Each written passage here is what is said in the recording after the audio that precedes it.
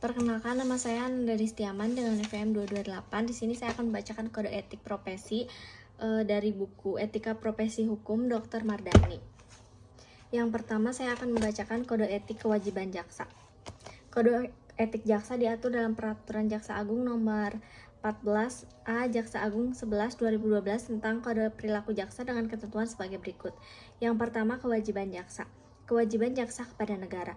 A. Setia dan taat kepada Pancasila serta Undang-Undang Dasar Negara Republik Indonesia 1945. Yang B. Bertindak berdasarkan peraturan perundang-undangan yang berlaku, mengaidahkan norma agama, kesopanan, kesusilaan yang hidup dalam masyarakat, serta menjunjung tinggi hak asasi manusia. Dan melaporkan dengan segera kepemimpinannya apabila mengetahui hal yang dapat membahayakan atau merugikan negara. Lalu pasal 4-nya kewajiban jaksa kepada institusi. Yang A. Menerapkan doktrin Trikarma Adiaksana dalam melaksanakan tugas dan wewenangnya. B. Menjunjung tinggi sumpah atau janji jabatan jaksa. C. Menjalankan tugas sesuai dengan visi misi Kejaksaan Republik Indonesia. D. Melaksanakan tugas sesuai peraturan kedinasan dan jenjang kewenangan. E. Menampilkan sikap kepemimpinan melalui kedaulatan, keadilan, ketulusan, serta kewibawaan. Dan F. Mengembangkan semangat kebersamaan, solidaritas, serta saling memotivasi untuk meningkatkan kinerja dan menghormati hak dan kewajibannya.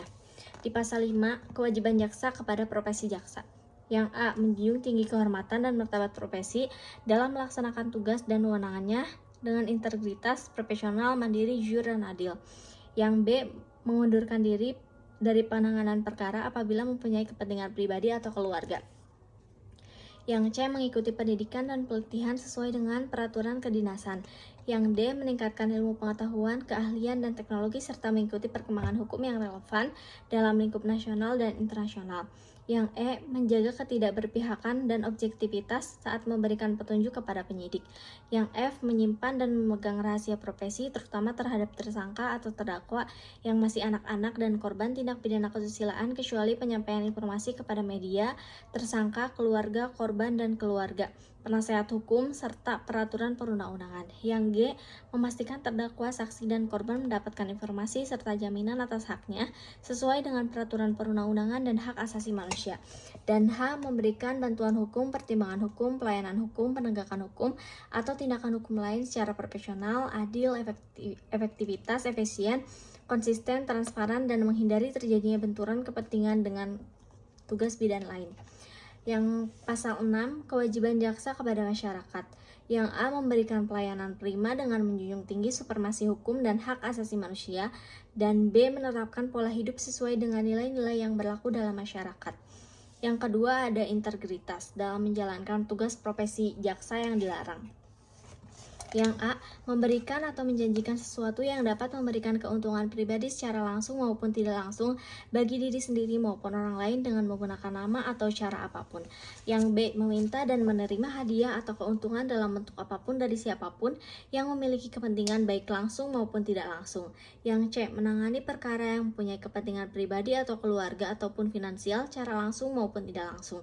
Yang D. Melakukan pemufakatan secara melawan hukum dengan para pihak yang terkait dalam penanganan perkara. Yang E. Memberikan perintah dan yang bertentangan dengan norma hukum yang berlaku. Yang F. Merekayasa fakta-fakta hukum dalam penanganan perkara. Yang G. Menggunakan kewenangannya untuk melakukan penekanan secara fisik atau psikis. Dan H. Menggunakan barang bukti dan alat bukti yang patut diduga telah direkayasa atau diubah dan dipercaya telah didapatkan melalui cara-cara yang melanggar hukum. Yang kedua, jaksa wajib melarang keluarganya meminta atau menerima hadiah atau keuntungan dalam bentuk apapun dari siapapun yang memiliki kepentingan baik langsung maupun tidak langsung dalam pelaksanaan tugas profesi jaksa. Yang ketiga, ada kemandirian. Jaksa melaksanakan tugas, fungsi, dan kewenangannya. A. Secara mandiri terlepas dari pengaruh kekuasaan pemerintahan maupun pengaruh kekuasaan lainnya. Dan B. Tidak terpengaruh oleh kepentingan individu maupun kepentingan kelompok serta tekanan publik maupun media. Yang kedua, jaksa dibenarkan menolak perintah atasan yang melanggar norma hukum dan kepadanya diberikan perlindungan hukum.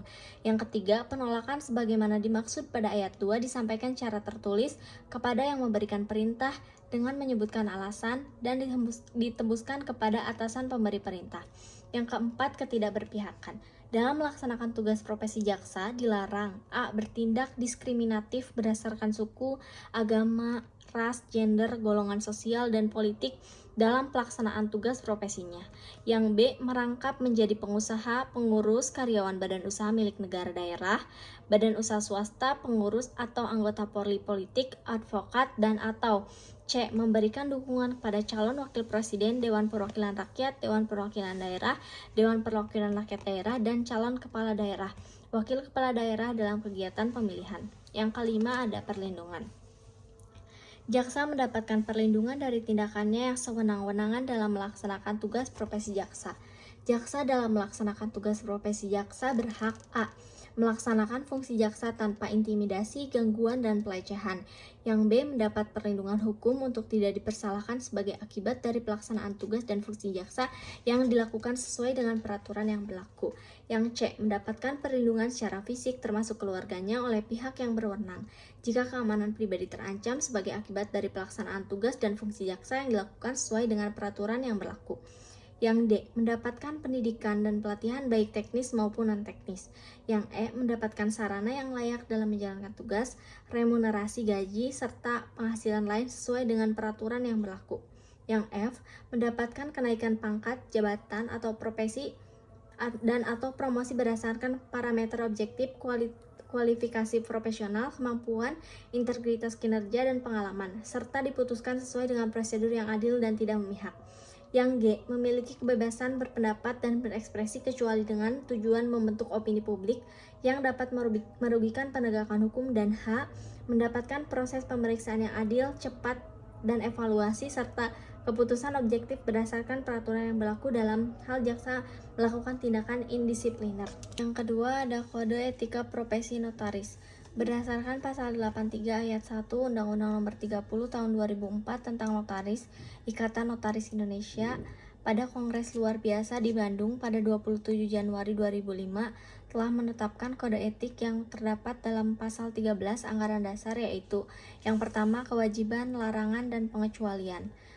Pasal 3 kewajiban. Notaris dan orang lain yang memangku dan menjalankan jabatan notaris wajib A. Memiliki moral, akhlak, serta kepribadian yang baik. B. Menghormati dan menjunjung tinggi harkat dan martabat jabatan notaris. C. Menjaga dan membela kehormatan perkumpulan. D. Bertindak jujur, mandiri, tidak berpihak, penuh rasa tanggung jawab berdasarkan peraturan perundang-undangan dan isi sumpah jabatan notaris. E. Meningkatkan ilmu pengetahuan yang telah dimiliki tidak terbatas pada ilmu pengetahuan hukum dan kenotariatan. F. Mengutamakan pengabdian kepada kepentingan masyarakat dan negara.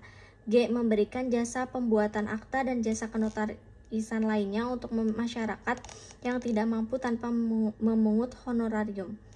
H. Menetapkan satu kantor di tempat kedudukan dan kantor tersebut merupakan satu-satunya kantor bagi notaris yang bersangkutan dalam melaksanakan tugas jabatan sehari-hari. I. Memasang satu buah papan nama di depan atau lingkungan kantornya dengan pilihan ukuran yaitu 100 cm x 40 cm, 150 cm, 60 cm atau 200 cm dan 80 cm yang memuat 1. Nama lengkap dan gelar yang sah, 2. Tanggal dan nomor surat keputusan penangkatan yang terakhir sebagai notaris, 3. Tempat kedudukan, 4. Alamat kantor atau nomor telepon. Dasar papan nama berwarna putih dan hukum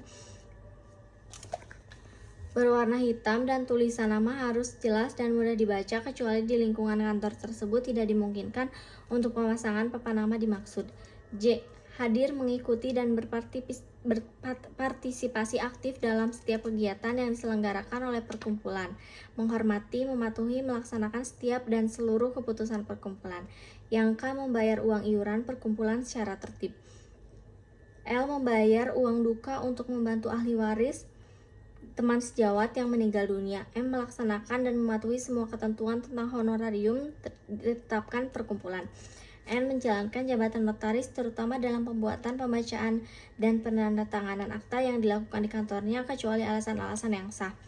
O. Menciptakan suasana kekeluargaan dan kebersamaan dalam melaksanakan tugas jabatan dan kegiatan sehari-hari serta saling memperlakukan rekan sejawat secara baik, saling menghormati, saling menghargai, saling membantu, serta selalu berusaha menjalin komunikasi dan tali silaturahmi. Yang F. Memperlakukan setiap klien yang datang dengan baik, tidak membedakan status ekonomi atau status lainnya. membantu melakukan perbuatan-perbuatan yang secara umum disebut sebagai kewajiban untuk ditaati dilaksanakan antara lain namun tidak terbatas pada ketentuan yang tercantum dalam Undang-Undang Nomor 30 Tahun 2004 tentang Jabatan Notaris, penjelasan pasal 19 ayat 2 Undang-Undang Nomor 30 2004 tentang Jabatan Notaris, lalu yang terakhir isi sumpah jabatan notaris. Dan anggaran dasar dan anggaran rumah tangga Ikatan Notaris Indonesia.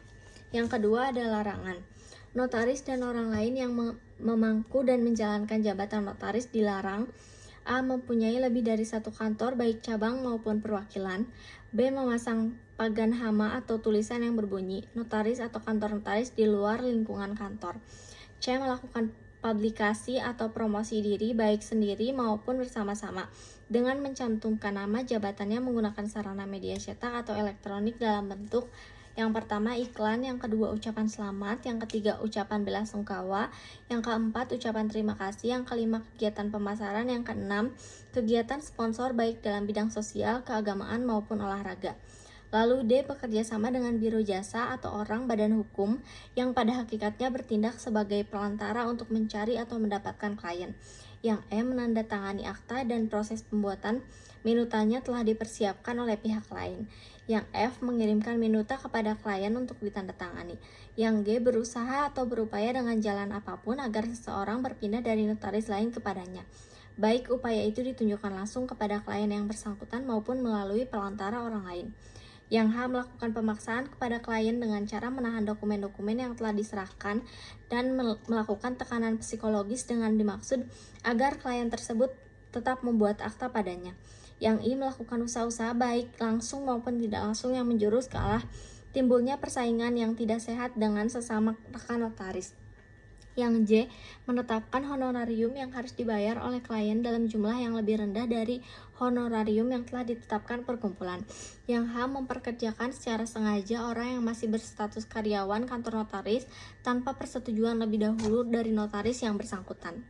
Yang L. Menjelekkan atau mempersalahkan rekan notaris atau akta yang dibuat olehnya dalam hal seorang notaris menghadapi atau menemukan suatu akta yang dibuat oleh rekan sejawat yang ternyata di dalamnya terdapat kesalahan-kesalahan yang serius atau membahayakan klien, maka notaris tersebut wajib memberitahukan kepada rekan sejawat yang bersangkutan atas kesalahan yang dibuatnya dengan cara hal tidak bersifat menggurui, melainkan untuk mencegah timbulnya hal-hal yang tidak diinginkan terhadap klien yang bersangkutan ataupun rekan sejawat tersebut.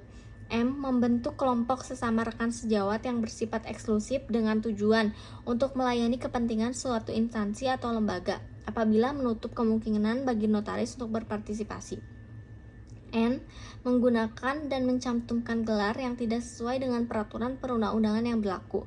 O. Melakukan perbuatan-perbuatan lain secara umum disebut sebagai pelanggaran terhadap kode etik notaris secara lain namun tidak terbatas pada pelanggaran-pelanggaran terhadap 1. Ketentuan-ketentuan dalam Undang-Undang Nomor 30 Tahun 2004 tentang Jabatan Notaris.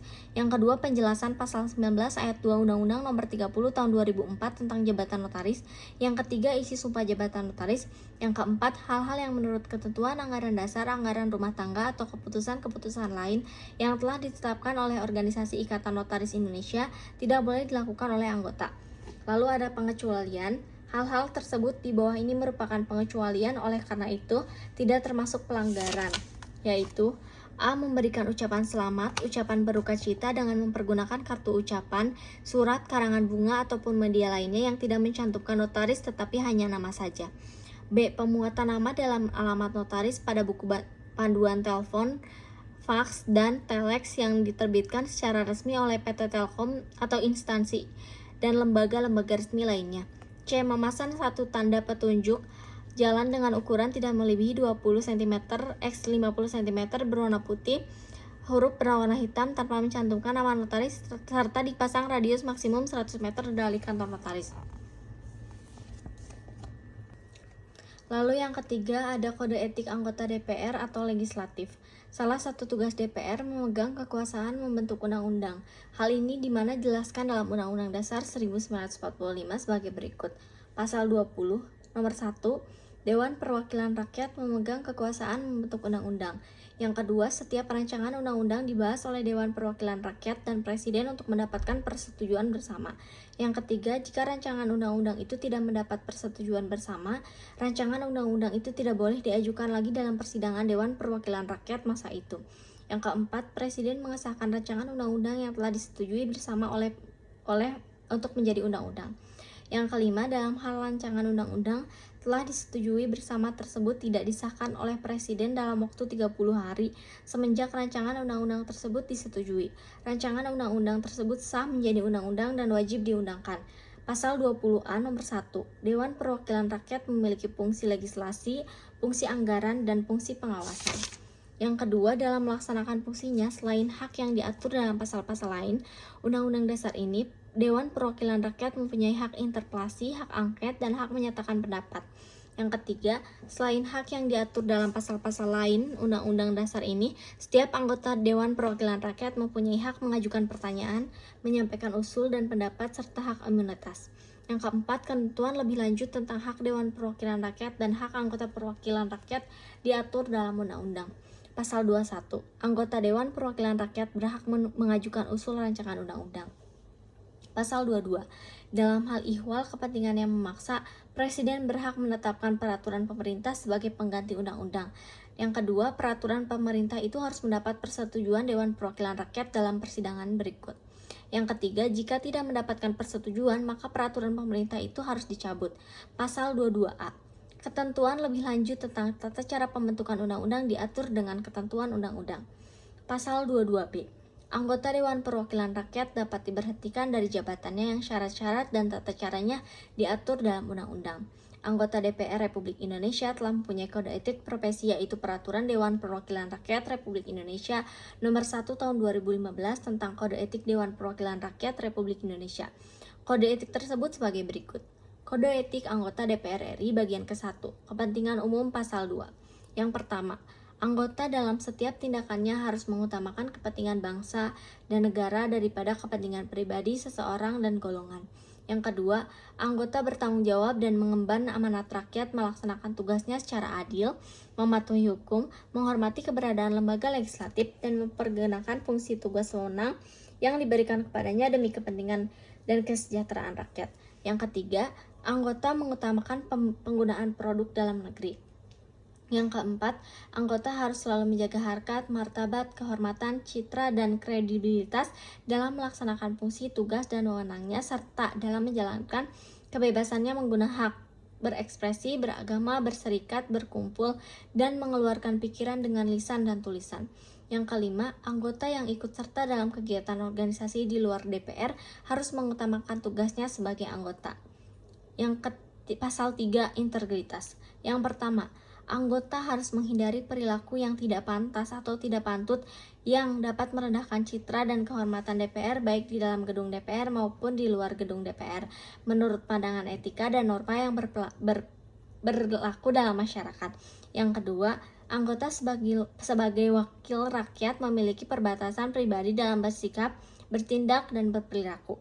Yang ketiga, anggota dilarang memasuki tempat prostitusi, perjudian, dan tempat lain yang dipandang tidak pantas secara etika, moral, agama yang berlaku umum di masyarakat, kecuali untuk kepentingan tugasnya sebagai anggota DPR di wilayah Negara Kesatuan Republik Indonesia.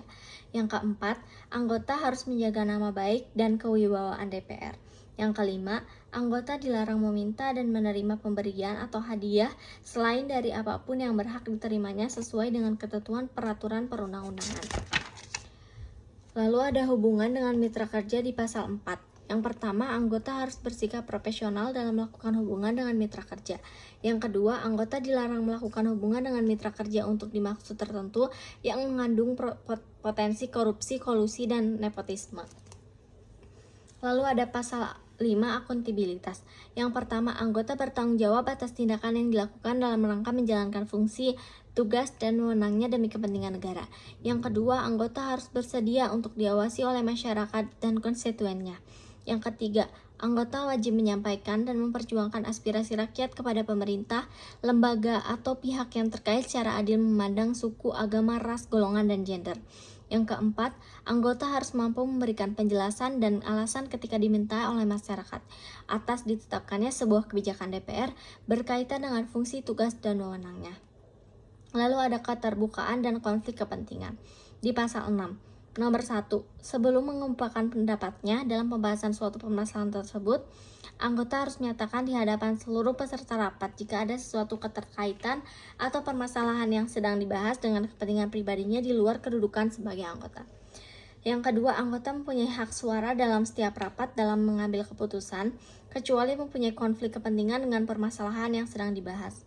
Yang ketiga, anggota dalam menyampaikan hasil rapat harus sesuai dengan kapasitasnya, baik sebagai anggota maupun pemimpin alat kelengkapan DPR. Yang keempat, anggota dilarang menggunakan jabatannya untuk mencari kemudahan dan keuntungan pribadi, keluarga, sanak famili, dan golongan.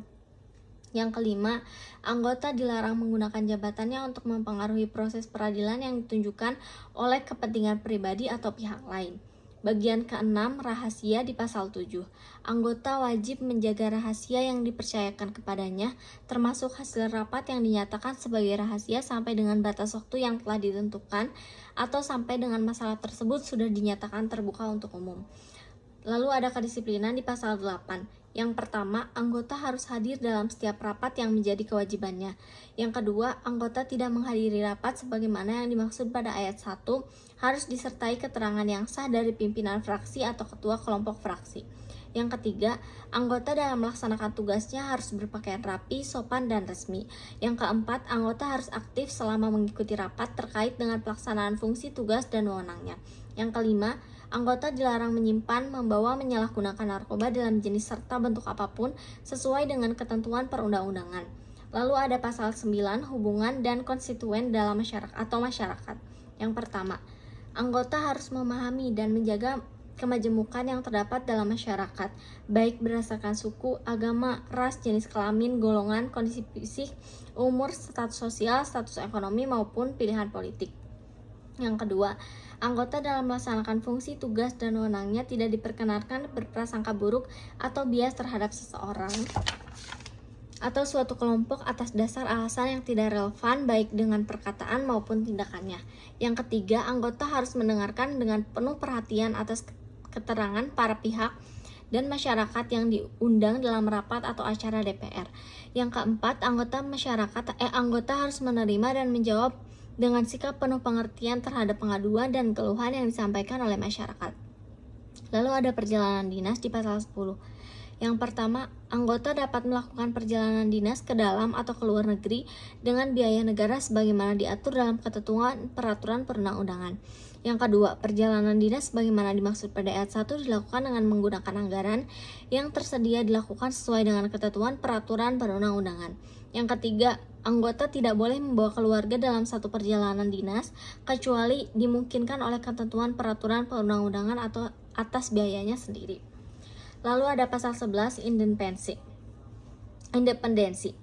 Anggota MKD harus bersifat independen dan bebas dari pengaruh fraksinya atau pihak lain dalam melaksanakan fungsi, tugas, dan wewenangnya. Yang kedua, anggota pimpinan fraksi atau pimpinan DPR dilarang melakukan upaya intervensi terhadap putusan MKD.